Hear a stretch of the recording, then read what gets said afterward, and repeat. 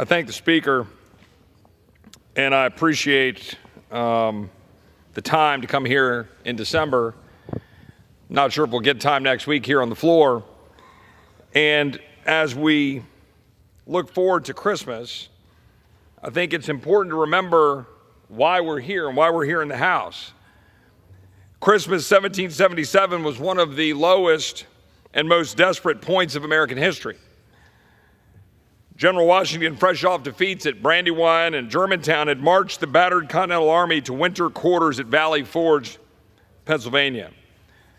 Frozen rain, snow, and brutally cold temperatures tested not only the men's resolve to fight for freedom, but their bodies' ability to withstand the elements. They showed up low on provisions. It was so bad that in a letter on December 23rd, General Washington wrote to Henry Lawrence of the Continental Congress that, quote, "I am now convinced beyond a doubt that unless some great and capital change suddenly takes place, this army must inevitably be reduced to one or other of these three things: starve, dissolve, or disperse." This is not an exaggerated picture. Historians estimate that as many as a third of them didn't have boots or shoes. Washington ordered soldiers to build wooden huts for themselves to stave off the cold and to search the surrounding countryside for straw to make bedding to keep them warm. They didn't have enough blankets to go round, after all. In the same letter, Washington also noted that his army was in danger from the enemy. General Howe was nearby, and Washington needed his men ready to rock and roll, but they couldn't do it. Quote, "I ordered the troops to be in readiness for an attack, but behold," Washington wrote, "to my great mortification, the men were unable to stir on account of provision. All I could do under these circumstances was to send out a few light parties to watch and harass the enemy." His officers were resigning, leaving the camp, and he fretted that without congressional action otherwise, quote, I much doubt the practicability of holding the army together much longer. How did we get here? 12 months earlier had been one of the high points of the revolution of Washington's military career. Victories at Trenton, victories at Princeton, crossing of the Delaware, and the daring Christmas Day surprise attack on the Hessians. This year it was burnt mutton and watered-down grog for an army that was cold, starving, and on the brink. 2,500 out of 10,000 would die there from disease and exposure. We know that's not the end of the story. We know that because I'm standing here on this floor in the United States House of Representatives as a citizen of the greatest country in the world. Baron von Steuben got to camp in February of 1778 and started whipping the Continental Army into better shape. And Washington's men kept up the fight until Yorktown 3 long years later. But now, Mr. Speaker, and to my friends and colleagues that are here in the chamber, the few remaining, it's now our turn to fight. We are at a, relatively speaking, low point in our country's history due to the unbelievable, but yet completely observable negligence, nay, I say purposeful actions of the current administration to undermine the safety, security, prosperity, and well-being of our people and our nation. We have millions of people who have been dumped into our country illegally, including criminals. We have $36 trillion in debt, another $2 trillion a year. It's really another $1 trillion every 100 days, little over 3 months. Americans are in record levels of personal debt because of the record levels of inflation and a hamstrung economy by bureaucrats and progressive radical Democrats who want to micromanage your life, regulate your life to death, tell you what stoves you can use, what cars you can drive up the price of your cars, your houses, your schools, your health care, and then thank you for the privilege. The world around us is in chaos. We see what's happening in Syria. We saw what's happening in South Korea. We see what's happening around the globe. Ukraine, Russia, the empowerment of Iran, although thankfully the resolve of Israel standing strong while our country has walked away from that fight. And that's all due to the weakness of the Biden administration that it has shown for 4 years. Now it is our calling in this Congress to stand up alongside President Trump to stand up and fix it. But the calling for our Congress is not to simply walk back some of the failures of this administration. It is not to ask for some quick fixes. It is to fundamentally change the trajectory of our country. It is to take bold action. It is to pass serious legislation. It is to fundamentally change our reliance on debt and profligate spending that is indebting our children and driving up inflation because we're spending money we don't have. We have an obligation to fight for the American people. That is our calling. And as we wrap up this year, and we have several really important fights and debates to continue to finish, whether it's the National Defense Authorization Act, which unbelievably our Democratic colleagues are resisting and saying they're not going to support. Why? Because Republicans have taken the position that we shouldn't have taxpayer funding at the Pentagon for transgender surgeries for children. Our Democrat colleagues are so committed to the mutilation of children that they would choose not to authorize the defense of the United States. That is the world in which we are currently operating, yet it is Republicans who are standing here in defense of our children while trying to make sure our defense is strong. But the NDAA is not where it should be, let me be clear. Because of radical progressive Democrats in the Senate and the House, we have miles to go. We have an obligation to do our job. We have an obligation to not spend money we don't have. We have an obligation to pay for the disaster aid that so many of my colleagues understandably want and seek for their constituents in the wake of hurricane damage or drought or issues that are facing our people. We have an obligation to pay for these things. Else we are no better than the people we criticize. Come January, after we do whatever we're going to do here in December with respect to the funding of government, the disaster funding, the National Defense Bill, Farm Bill, all issues that are still right before us. We have a new president, we have a new Congress coming in, a new Senate, all Republican. What will we do? I'm here to suggest to you that through the reconciliation tools,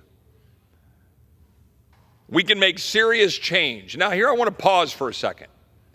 I have colleagues of mine who rightly, on both sides of the aisle, will point out that reconciliation is supposed to be a budget tool for reconciling the budget and ensuring that we're frankly working to achieve balance and not spending more money than we should. And that very much should be the priority of budget reconciliation, and I will endeavor to ensure that we follow that path.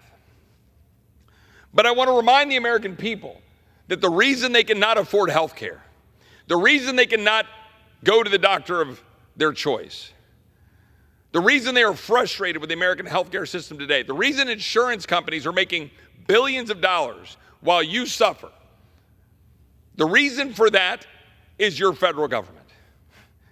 It's a federal government that has overpromised, overregulated, and are now telling you precisely what kind of health care you can have while then enriching insurance companies to administer it for you. You can't go to the doctor of your choice. You can't get the health care of your choice. We don't have robust health savings accounts. We haven't empowered you. We've empowered bureaucrats. Bureaucrats in Washington and HHS, bureaucrats at CMS, managing Medicare, managing Medicaid. We've empowered insurance bureaucrats. We've empowered corporate cronies. What we have not done is empowered you. What we have not done is empowered doctors. We must do that if we're going to claim the mantle of not just healthcare freedom and making America healthy again, but if we're going to actually say that we're going to be fiscally responsible. You cannot solve our $36 trillion of debt if you don't solve the burden of healthcare. When we get to January, when we are sworn in, when we have counted the electors for President Trump, when the Senate is in session, we should act with dispatch to pass a reconciliation package right out of the gate that secures the border of the United States. It was the fundamental promise of the Trump campaign, but more importantly, what President Trump has campaigned on all the way back since 2016, what President Trump did while he was in office from 2017 to 2021, and the fundamental failure of the Biden administration to purposely flood our country with some 10 million odd human beings, including criminals, weakening our border, fentanyl, all of the dangers that have been posed to the American people, including the murders of Americans, deaths from fentanyl poisoning, but the burden on our social welfare state and our schools and our jails and our hospitals. So obligation number one for this Republican Congress is to ensure that we secure the border, or at least take step one to secure the border. What will that mean? Well, we need to build the wall. President Trump ran on building the wall in 2016, so let's provide the funding through reconciliation to ensure that the wall is built. But number two, the wall does no good if you have policies in place that allow people to be released into the United States. So that is what the Biden administration has done. So we must fund and empower ICE to carry out the repatriation of millions of individuals who were illegally placed into the United States in violation of law, in violation of statute, in violation of parole, in the name of parole, in the name of asylum. These individuals must be removed and repatriated through funding to ICE and Border Patrol. We need to fund the migrant protection protocols that President Trump was using to ensure that Mexico is upholding its end of the bargain and not dumping people into our country. We need to pay back the states that have had to be on the front lines when the federal government failed us, like Texas, that has spent $12 billion over the last 4 years to stand in the breach. Other states, too, have a claim to having stood up to try to secure the border. We should impose fees, monthly and annual fees, on those who have been paroled into the United States and those that have been given notices to appear in court. Well, we got to pay for all that. Impose fees. Impose fees on application on work permits. Ensure that welfare benefits only go to United States citizens and legal permanent residents, not parolees, not asylees, not people who are illegally present. Currently, that is costing us upwards of $160 billion over 10 years. Yes, your tax dollars are going to fund welfare benefits for people who have been illegally placed into the United States or who illegally came here. Additionally, let's make Mexico and other bad actor states pay for the wall by imposing a tax on remittances sent by non-citizens here abroad. Impose taxes or fees on non-governmental organizations that have been taking taxpayer money just to use against us and move people here illegally into the United States.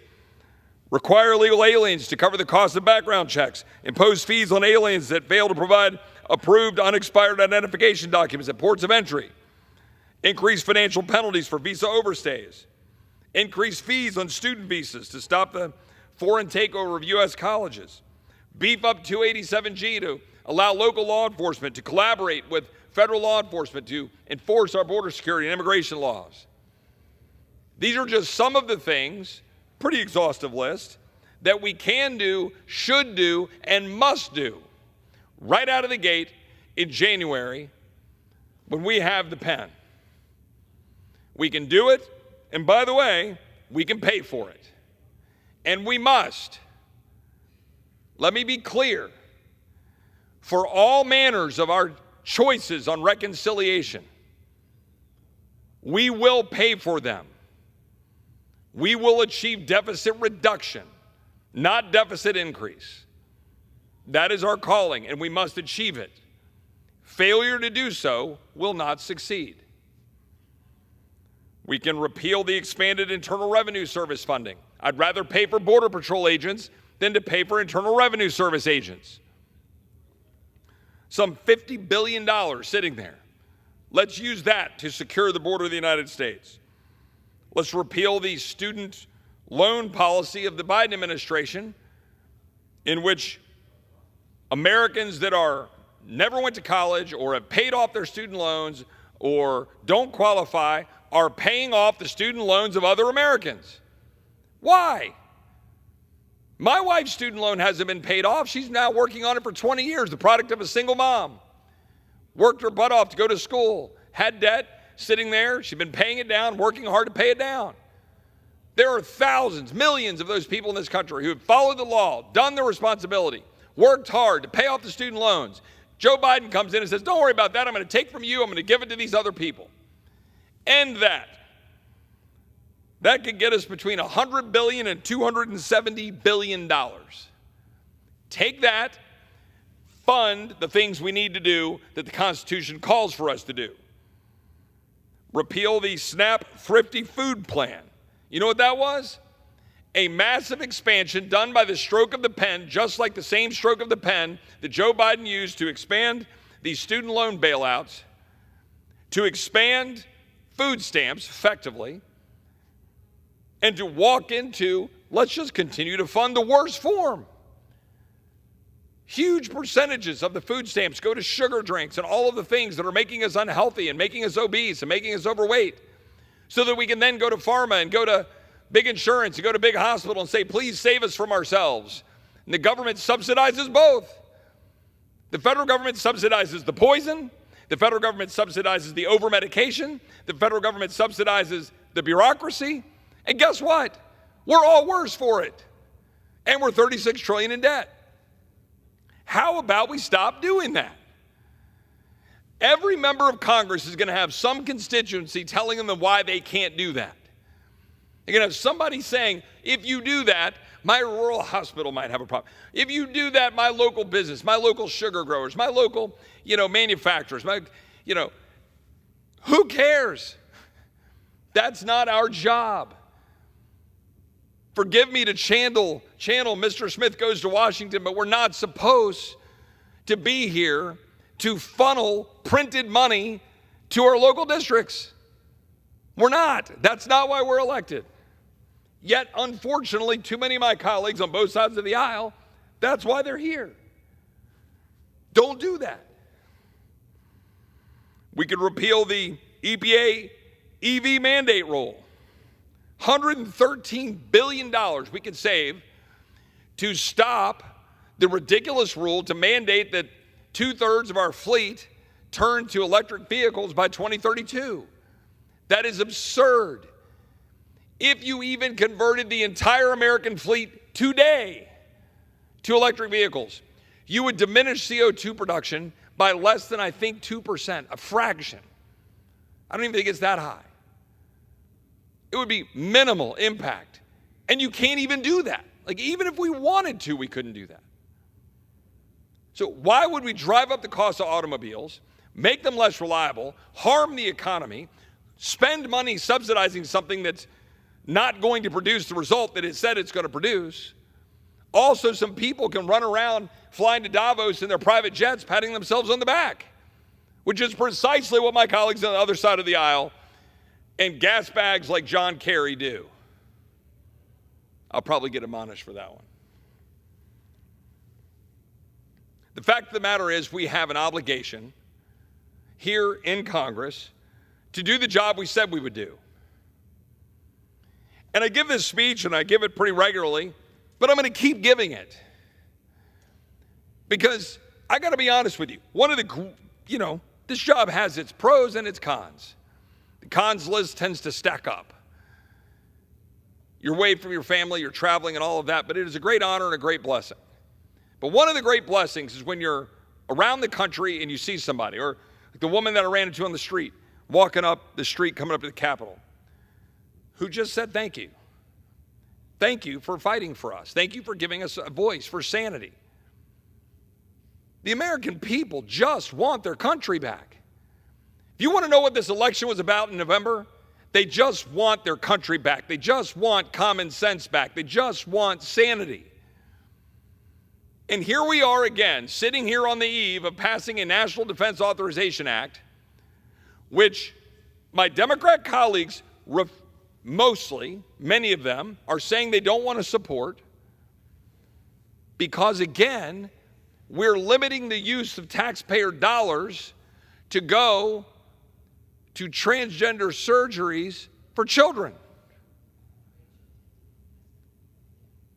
So we have a defense authorization bill that's something like, I don't know, $900 billion to authorize the national defense of the United States. I'm just walking through George Washington and all of those men freezing to death, didn't have socks, didn't have shoes, suffering. General Washington thought he was going to lose the army. Fast forward to Christmas of 1944. And our grandfathers, our great-grandfathers, some of our fathers were sitting in a foxhole in Bastogne, freezing to death. For what? For a country that would take taxpayer dollars to fund through the national defense of the United States the mutilation of children? And my Democrat colleagues want to hold up the National Defense Authorization Act because we dare say that children shouldn't be mutilated? That is the current Democrat Party? You want to know why they were thrown out on their ear in November? That's why. And now we should lead farther. I heard some rumbling on this side of the aisle that the Speaker shouldn't have included that language in the bill. The Speaker was exactly right to include that language in the bill. We have an obligation in the House of Representatives, the people's house, not to punt. I hear my colleagues saying, well, President Trump will come in, he'll take care of it. I understand that we believe that the policies that will be adopted by the president will be much more to our liking. But what about your constitutional obligation? What about our job? What about our use of the power of the purse? The United States House of Representatives is supposed to be the closest to the people. The people didn't sign up for this. The people just want a military that's lethal again. They just want a military that's not woke, that isn't going through all sorts of nonsense trainings at the academies or at the Pentagon itself. And they sure as hell don't want their taxpayer dollars going to the mutilation of children. Let's not forget that this same National Defense Authorization Act will continue to allow and promote the use of taxpayer dollars for adult transgender surgeries. Yes, ladies and gentlemen, if we pass this bill, this horrible bill, according to our Democratic colleagues, that shouldn't have this provision to protect children, our great win is to pull back the Overton window, pull back the goalpost from full transgender surgeries being funded through your tax dollars through the Pentagon to, well, we'll just do adults but not do children, we think. We'll still fund the chief diversity officer, whatever that is and whatever value that's providing for the Pentagon. We will still continue to authorize all manners of programs. We still have a bill that's larded up with conservation programs and all sorts of things. It's not just a specific defense bill. There are a variety of reasons to oppose this legislation because we can do better. It can be more focused on lethality. It can be with fewer dollars. Our job is to represent the people. It is not to represent the latest focus group at frickin' Yale University that sit around talking about what woke nonsense they want out of our Pentagon. But yet that's what our Democrat colleagues are doing. We'll see what happens tomorrow when we vote on this defense bill. I think it's useful for the American people to see precisely the values of our radical progressive Democrat colleagues on this particular issue. But it is incumbent upon Republicans for us to advance the ball, to shrink the size of government, actually shrink the size of government. Don't hide behind Doge, don't hide behind Elon, don't hide behind Vivek. Don't say, oh, isn't it great? They're going to do all this stuff. They're going to take this stuff in. They're going to use AI. They're going to crowdsource. And then what?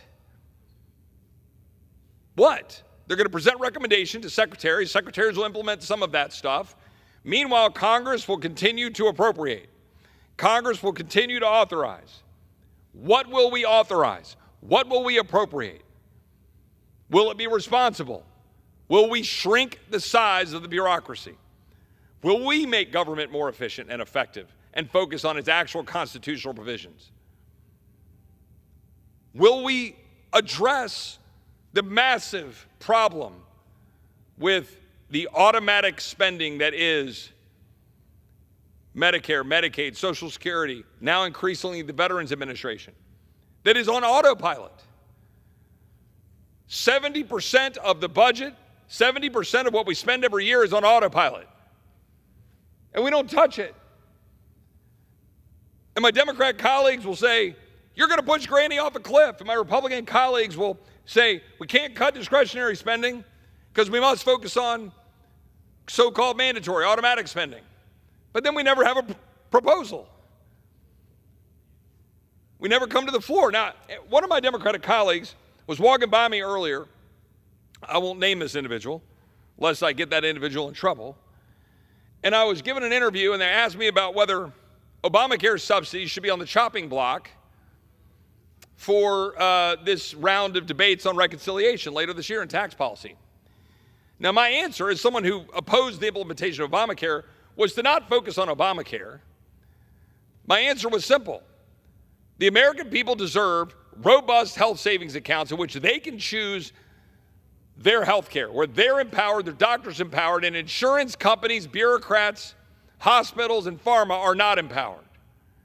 And this Democrat colleague was walking by and said, hey, I can support that. Those are the kinds of conversations, if we want to be serious about driving down the cost of health care so we can actually balance our budget, that we must have in the context of reconciliation. And my message to my Republican colleagues is, if you think you're going to come in this chamber and waltz in here and say that we're going to pass tax reform, extend the tax cuts without dealing with spending, you're mistaken. You're mistaken. If K Street wants to come down here and make their case for all the tax provisions they want, and look, there's a lot of small businesses and people across America who care strongly about getting the tax policies that I agree with that we ought to put in place. Expensing, research and development, pass-through tax policy. But to be very clear, tax policy is not going to move off of the House floor until we deal with spending. We are going to cut spending. We are going to put us on a path to balance. We're going to reduce deficits, or I will be an opponent of tax policy. And many of my colleagues will, because the time is now. No more games, no more gimmicks, no more short-term extensions to get a political win. Both sides of the aisle, this has to end.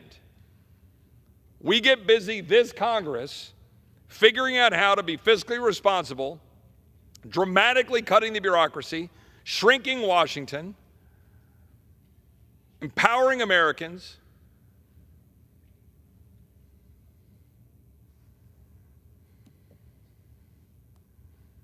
I'm reminded, as I wrap up here, signal to my colleagues who are next. I don't know who that is. I don't know if it's a gentlelady from Tennessee or not, but whoever's next. Valley Forge was not the end of the story for this country when I opened up my remarks about General Washington and the suffering of those soldiers under his care and watch. Because those men, freezing, starving, and uncertain of the future, not knowing what laid in front of them, they didn't give up. General Washington wrote in that pre-Christmas letter, and I quote, "We have not more than 3 months to prepare a great deal of business. If we let these slip or waste, we shall be laboring under the same difficulties all next campaign."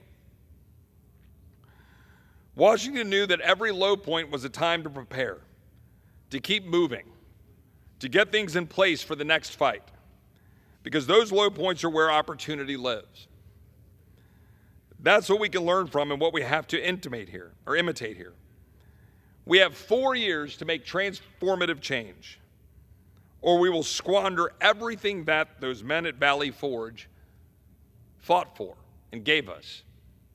All of those men who fought in the Civil War in the 1860s, all of those men who stormed the beaches of Normandy ended up at Bastogne.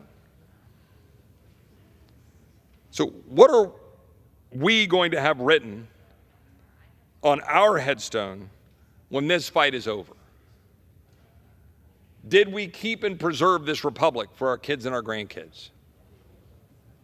That should be the question that guides everything we do as Republicans in charge of this House chamber going forward. With that, Mr. Speaker, I would yield back the balance of my time.